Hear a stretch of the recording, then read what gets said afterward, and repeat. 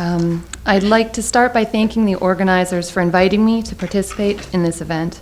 I'm not an expert on iconoclasm, and as an archaeological conservator, I had spent very little of my time thinking about intentional damage to cultural artifacts until about a year and a half ago, when I began my work as a project manager for conservation with ASOR's Cultural Heritage Initiatives, which is a cooperative agreement with the United States Department of State, where I've been part of a team that documents the impact of armed conflict on cultural heritage in Syria and Iraq. So my contributions to today's discussion are largely drawn from this work. First, a little background. In 2011, protests against the Syrian government of President Bashar al-Assad broke out in various cities, inspired by other popular uprisings in the region. Military crackdowns on anti-regime protesters escalated into widespread insurgency. Numerous armed opposition groups, largely local rebel militias, took part in the fighting throughout the country. By 2013, the Syrian army was engaged in a full-scale civil war against local anti-regime militias, mainly under the umbrella of the Free Syrian Army and the Kurdish Democratic Union Party. Additionally, the emergence of jihadist groups, such as the al-Qaeda-linked Jabhat al-Nusra, signaled an increase in foreign extremist influence among the armed opposition. In the spring of 2014, the situation escalated with the takeover of Mosul, Iraq, by the Salafi jihadist group ISIL, or Daesh, followed soon by the declaration of Raqqa, Syria, as the capital of their new Islamic caliphate. This past year, fighting has continued apace with even greater international involvement, including airstrikes by the US, Russia, and France. The fallout is a humanitarian crisis with hundreds and thousands of casualties, more than 11 million people forced from their homes. As violence and extremism have continued to escalate, so too has the destruction of cultural property. Archaeological sites have become militarized for their strategic locations, celebrated landmarks have been demolished in crossfire between groups, and historic neighborhoods have been obliterated by indiscriminate bombing. The breakdown of law and order in many areas has led to looting, theft, and illegal construction with historic materials. Intentional damage, the focus of this talk, accounts for only a portion of the overall impact of the war on cultural heritage. It's important to recognize that intentional damage is taking place for a multitude of reasons, and nearly all parties engaged in the conflict are responsible to some degree. Whether heritage is being targeted in spite of its cultural significance or because of its significance, it's not always straightforward. I'll now show a series of examples to illustrate these points. In many cases, we've seen cultural heritage damaged when it's militarily expedient. Assad regime airstrikes, barrel bombings, and artillery bombardments on densely settled historic neighborhoods, such as Aleppo and Homs, have destroyed built heritage on a large scale, as have the destructions caused by repeated tunnel bombings in the old city of Aleppo by extremist groups. Similarly, but more blatant, take, for example, the barrel bomb dropped by a Syrian army helicopter on the tekyeh of the Khan Murad Pasha in Marad al-Numan this past summer. Despite its importance as a historic Ottoman complex and a regional museum, the Assad regime chose to inflict severe damage on the structure because it may have housed opposition fighters, among other possibly politically motivated reasons. Altogether, this demonstrates an alarming pattern of disregard for heritage places by most combatants. Illegal excavations and looting at archaeological sites were widespread in Syria before the conflict. However, recent studies using satellite imagery suggest that looting has increased by nearly an order of magnitude during the past 3 to 4 years. War-related looting appears to be the most frequent and most widespread in Kurdish and opposition-held areas, which coincidentally have the weakest centralized authority. However, the intensity of looting is much more severe in areas held by ISIL, where large-scale operations and earth-moving is visible. Lastly, the close association of military occupation by Syrian regime forces with extreme looting at prominent sites such as Apamea and Palmyra strongly indicates that military forces may be directly involved in the looting or at least enabling it to occur. Either way, irreparable damage is taking place.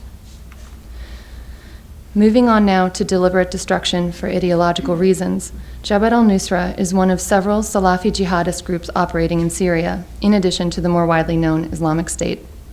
The Salafi movement is an ultra-conservative movement within Sunni Islam. A very small number of followers adhere to an ideology of Salafi jihadism, based on a belief in violent jihad to reach their political goals of establishing an Islamic caliphate. With a fundamentalist approach to Islam that eschews religious innovation, particularly the practices of praying to saints and visiting shrines or tombs, which are considered idolatrous. Here you see an image of a gravesite of Imam Nawawi, a 13th century Sunni Muslim author on Islamic law. This particular school of thought is not at odds with Salafist beliefs, and so the motivation for destroying this mausoleum is thought to derive from the monument's perceived role as bid'ah, or heresy, as a site of intercession, which Salafis maintain leads to shirk, or polytheism. This deliberate destruction by Jabhat al-Nusra may have been part of an attempt to compete with ISIL for attention and to promote the group's Salafist credentials. Certainly, the bulk of the deliberate attacks on heritage sites in Syria and northern Iraq have been carried out by Salafi jihadist groups and have caused the most damage to tombs, cemeteries, mosques, churches, temples, and shrines sacred to other religious groups. The emergence of ISIL brought a dramatic increase in this intentional targeting, and the group is thought to be responsible for more than 250 incidents alone. Contrary to the widespread belief that ISIL is predominantly targeting pre-Islamic ancient artifacts, recent work has shown that Muslim heritage has been most frequently destroyed, followed by that of Christians and Yazidis. These actions go far beyond enforcing strict interpretations of Islam and are also meant to eradicate cultural diversity, inspire terror, fuel sectarian tensions, and incite more violence.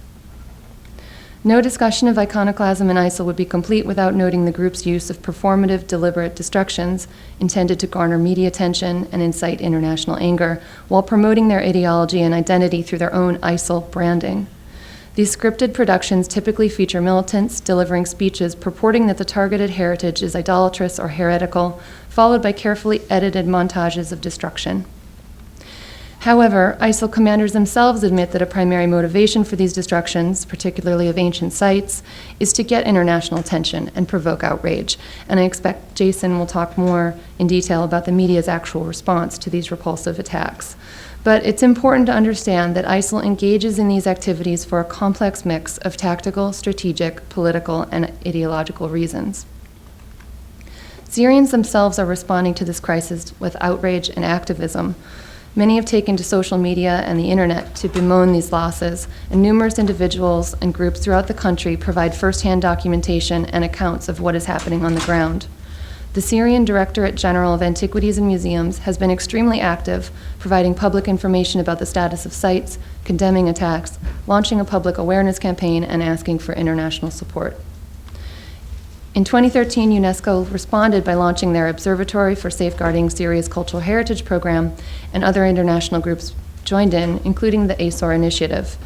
There are too many groups involved to name or even to list here, so many that there are now 3 volumes of publications detailing the efforts, produced by Bastion's group Heritage for Peace. He or I can speak more in detail about the specific efforts of our organizations, but to summarize all of the international efforts, it can be said that they fall broadly under the categories of documentation, trainings, conferences, planning, and public awareness. Rather than dwell on iconoclasm during this talk, I wanted to touch on the broader context of the conflict and its impact on cultural heritage. I hope these examples provide a wider lens through which to view the incidents of intentional damage and performative destruction, and also to remind us that all combatants are complicit to some degree. Thank you.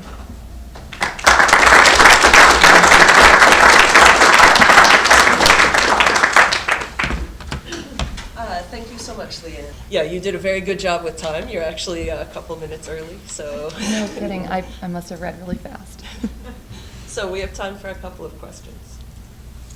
Yes, I sir. assume that what we're looking at has since been destroyed? That is correct. What we've seen from images is that a majority of the structure has been was blown up, and then what I've heard is that the Director General of the DGIM has said in public talks that after the explosions that ISIL came with bulldozers and removed the stones, which is something that they've been doing at other places as well, as they've been leveling the sites after they blow them up. So yeah, we don't have any, we have very little images of this, and we don't have any new satellite imagery that shows it. Yeah. I know, it's my Southern American accent. Yeah, what I was saying is this is extremely unusual when you look at the pattern of ISIS when it comes to cultural heritage destruction, which maybe makes us believe that there might be a switch to just plain blunt destruction for no like specific, not necessarily designed to go for a media outlet or something, but it worries us a lot. But Yeah. If I could, I partly put this image up because I was thinking about how it doesn't fit the pattern that we've seen, but this and what they did to several of the columns, they're both things that they didn't, there are no glossy videos promoting this, and I actually think that that's intentional and part of the fact that it doesn't fit their excuse of fitting into the Islamic beliefs. I mean, because there's, this isn't shirk, and neither are the columns. They are not.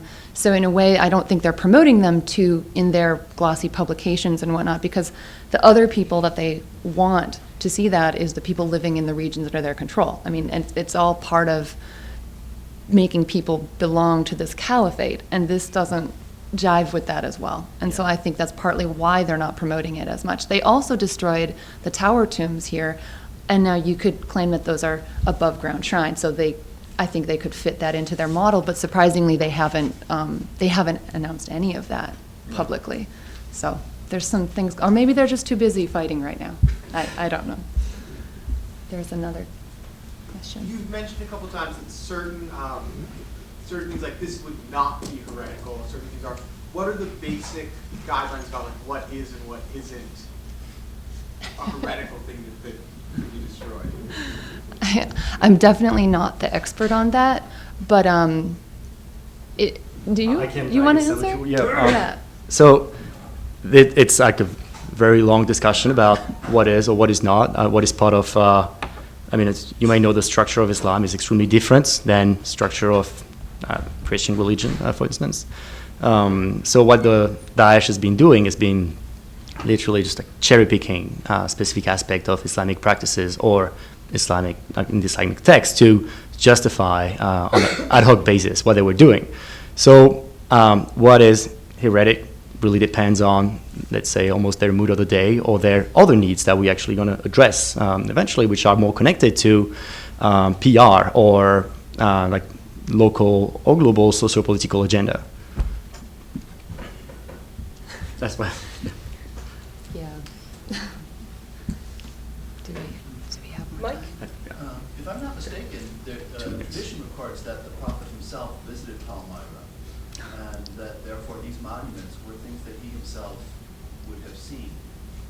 Has this observation figured in any of the discussion around the destruction of these monuments? So, you're right, exactly.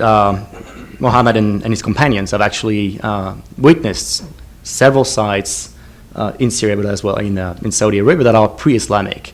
And one of the trend in some of the Islamic scholars that are trying to counteract the false justification of Daesh is to highlight how they saw those sites, they actually witnessed, but they decided not to destroy them.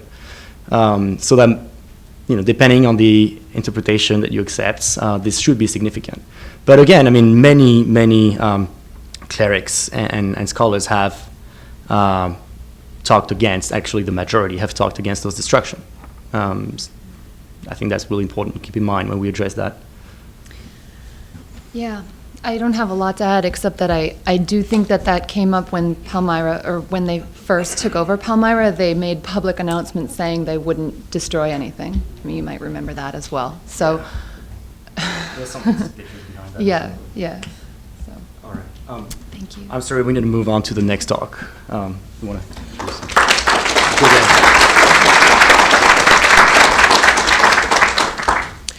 Thanks so much, Leanne, for laying that groundwork for us in terms of the contemporary events that are going on right now in Iraq and Syria. One of the things that is interesting to keep in mind... Use the microphone. Sure. Do you hear me? Is that better? Okay. So Before we move on to James Simpson, who will tell us about iconoclasm and museums, we should keep in mind that one of the reasons that the monuments that were found in the Mosul Museum were so easy to destroy is that they'd already been selected by guardians of cultural heritage as being something that's worth preserving. And even moving those items in the first place took them out of their original context. And with that, I will turn it over to James Simpson.